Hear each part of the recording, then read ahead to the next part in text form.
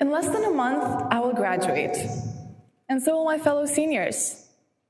So naturally, I've been thinking a lot about what will the future hold for me, and how will the beginning of my career look like?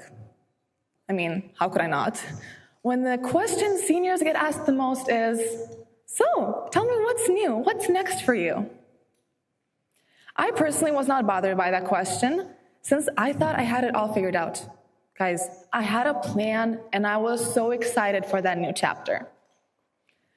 Until recently, when I started questioning all of the choices I was so certain about, such as going to pursue my master's degree in Netherlands right after graduation.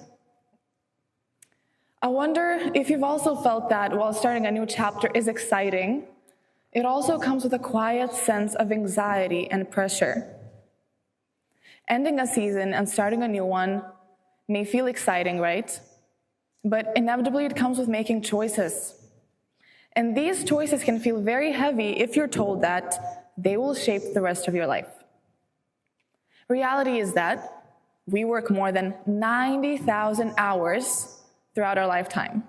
That's 1/3 of our life, according to the Harvard Business Review. So I think this number puts so much pressure on us to make the right choice. We're told from early days by our parents, our teachers, and the media that we need to find our passion, as if it were some sort of hidden treasure holding the answer to a predestined career. But let me ask you this. What happens to those who can't find the answer to their passion? What happens to those who don't experience a revelation of what they're born to do? Does it mean that that's it? Their work is going to be miserable? No. See, I've come to believe that this passion discovery mindset actually restricts us from building successful and enjoyable careers. Even researchers at Stanford University have found that people holding this mindset, they tend to think that pursuing your passion will be easy, but also they're more likely to give up when facing challenges. But passion does not equal easy, so don't expect it to be. An American author, Cal Newport, offers an alternative idea that he calls a career manifesto. This manifesto is built on the idea that passion comes from competence and not the other way around. Think about it. We often assume that first we experience the passion or the desire, and then we start building the skill, right? But what if it works the other way around? What if we first become good at something, we develop it, we become more confident, and with that, we get more of a stronger sense of enjoyment and purpose? Cal Newport says that compelling careers are systematically crafted. So let's reframe the narrative. What if instead of seeking our passion as if it were some sort of hidden treasure, we purposefully built it?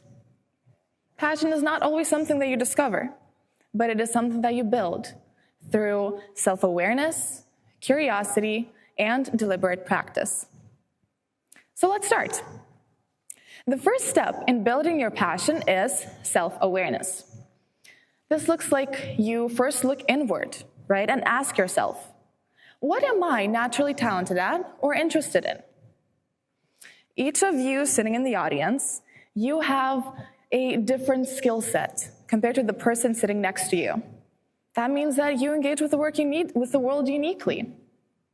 And I would say that it's pretty important to understand ourselves so that we can work with our strengths instead of against. And New York Times bestselling author Angela Duckworth puts it this way: of course, innate talent does matter. In other words, the DNA that you inherited from your mom and dad influences the odds of success in any career. And the main idea is quite brilliant. Understanding yourself and utilizing your uniqueness matters, since that can point you to where growth can happen a bit more naturally. And I want to share one of my favorite ways of identifying natural strengths, and that is paying attention to energy. Try to observe. What type of tasks make you feel excited, energized, and what work makes you feel drained and frustrated by the end of it? I have this story to share that I'll probably remember for a long time. I have a very close friend who's quite creative, and he had to write this assignment, a wildly imaginative story about tea. He ended up creating a story how tea was a magical substance that astronauts used on the moon to somehow decipher alien communication. Believe it or not, that's how the planet was saved. And while that story is quite fascinating, he had the time of his life writing it. Me, on the other hand, if I would get the same task, I would feel dread. By the end of it, I would probably feel drained and frustrated. And some of my friends can testify that any sort of sci-fi or fantasy creativity is definitely not my strong suit.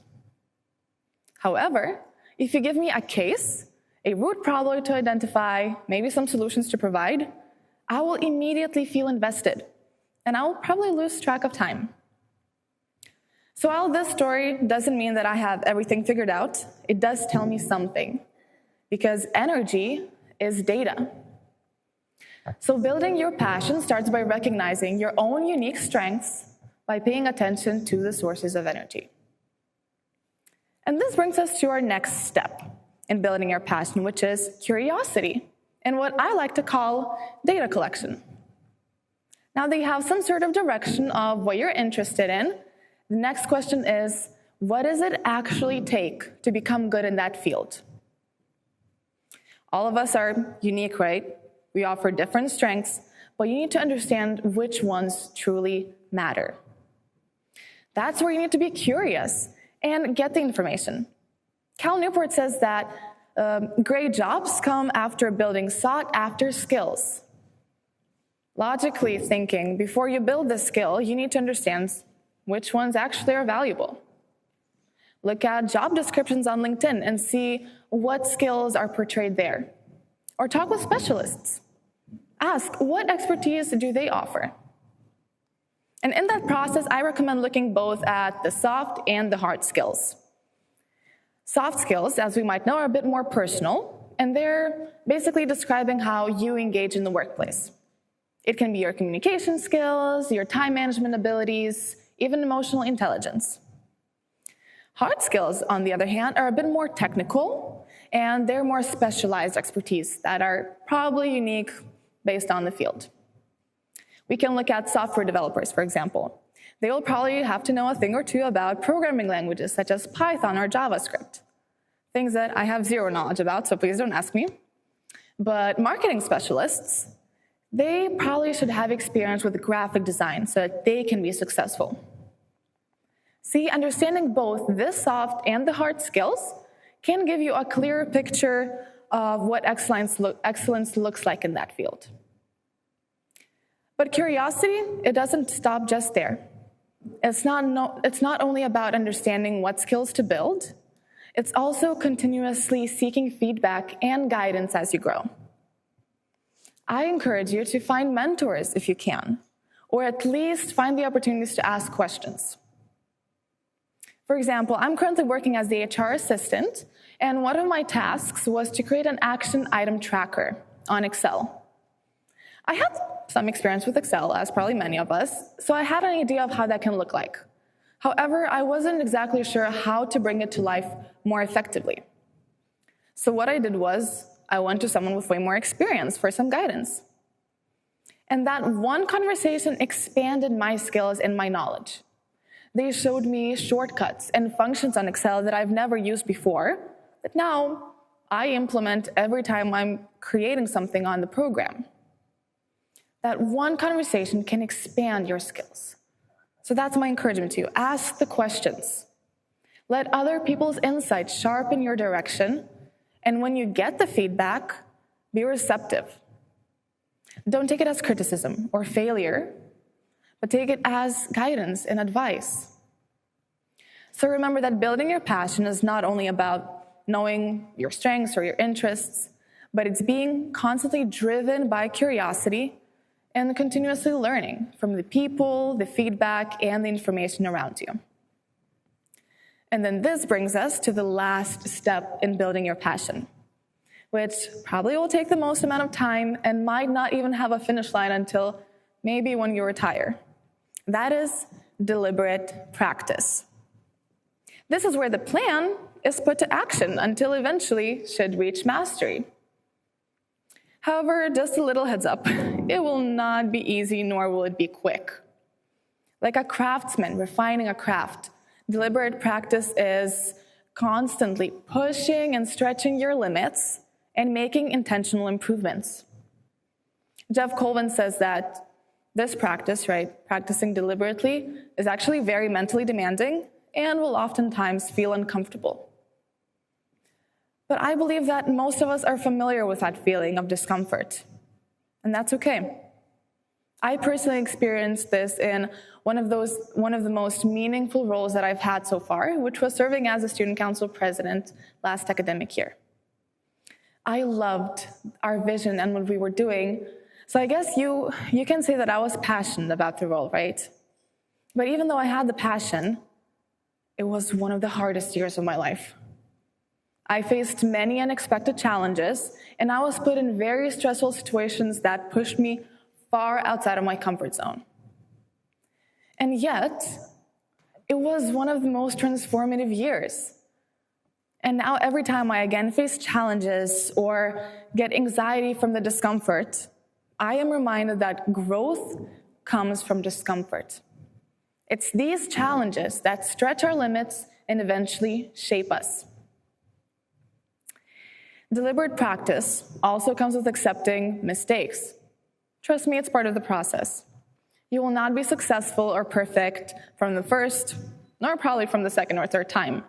But that's completely fine. This might sound a bit cliche, but bear with me, guys. Take mistakes as material for improvement.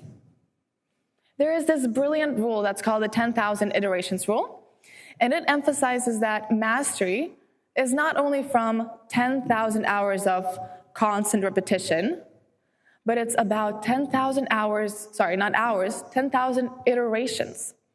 That means to become a pro at something, you need to be making constant tweaks and adjustments. So if you want to build your passion in the work or in your job, remember that you can seek excellence by practicing deliberately. Accept discomfort, but also learn to adjust.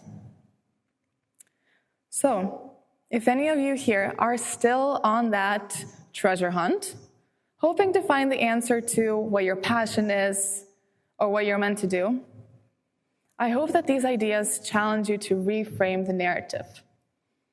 Passion doesn't always come from the very beginning, but it will follow once you commit to stay, to grow, and to craft something meaningful. So stop waiting to find the passion and build it. And the good news here is that you don't have to have everything figured out. Start where you are anyway. Build your passion through self-awareness, curiosity, and deliberate practice until you become a master. And let passion meet you there. Thank you.